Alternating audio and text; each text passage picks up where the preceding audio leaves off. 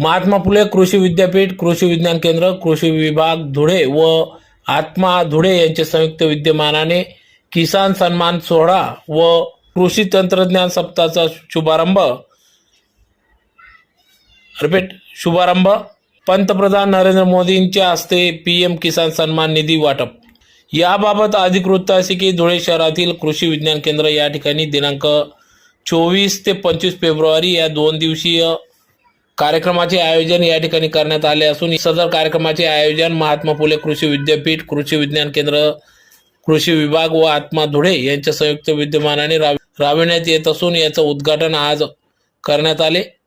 तर किसान सन्मान सोहळा व कृषी तंत्रज्ञान सप्ताह दोन्ही कार्यक्रम संयुक्ताने घेण्यात आले। तर या प्रसंगी या ठिकाणी आज भागलपूर बिहार या ठिकाणी पंतप्रधान नरेंद्र मोदी यांच्या हस्ते पीएम किसान सन्मान निधी योजनेचं वाटप हस्तांतरण होत असून त्याचा लाईव्ह प्रक्षेपण देखील या ठिकाणी शेतकरी वर्गाला दाखवण्यात आले व तो कार्यक्रम देखील या ठिकाणी सर्व शेतकरी वर्गाच्या उपस्थितीत पार पडला।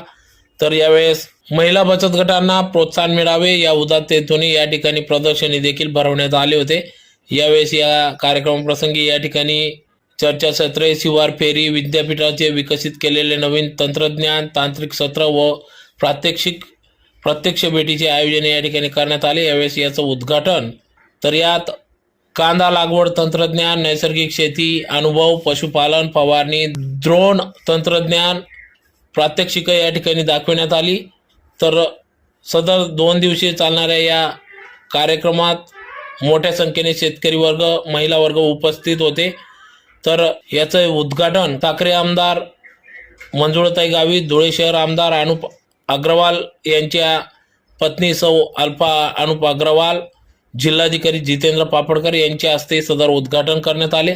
तर कार्यक्रमाप्रसंगी या ठिकाणी आमदार मंजुळाताई गावित, जिल्हाधिकारी जितेंद्र पापडकर, धुळे शहर आमदार अनुप अग्रवाल यांच्या पत्नी सौ Alpha Anup Agrawal, doctor GK. Sasane, प्रकल्प संचालक आत्मा हितेंद्र सोनवणे, उपसंचालक विनय सोनवणे, जिल्हा कृषी अधीक्षक बापू गावित, डॉक्टर पी.एम. कोल्हे, शास्त्रज्ञ दिनेश नांद्रे, शास्त्रज्ञ डॉक्टर रोहित कडू, डॉक्टर पंकज पाटील, डॉक्टर जगदीश कातेपुरी, शास्त्रज्ञ धनराज चौधरी, शास्त्रज्ञ आतिश पाटील आदी सर्व पदाधिकारी अधिकारी यांच्या उपस्थितीत हा कार्यक्रम पार पडला। तर यावेळेस उत्कृष्ट शेती करणाऱ्या, सेंद्रिय शेती त्याचबरोबर शेती व्यवसायातून उत्पादन घेणाऱ्या सर्व शेतकरी बांधवांना या ठिकाणी उत्कृष्ट शेती करणाऱ्या शेतकऱ्यांना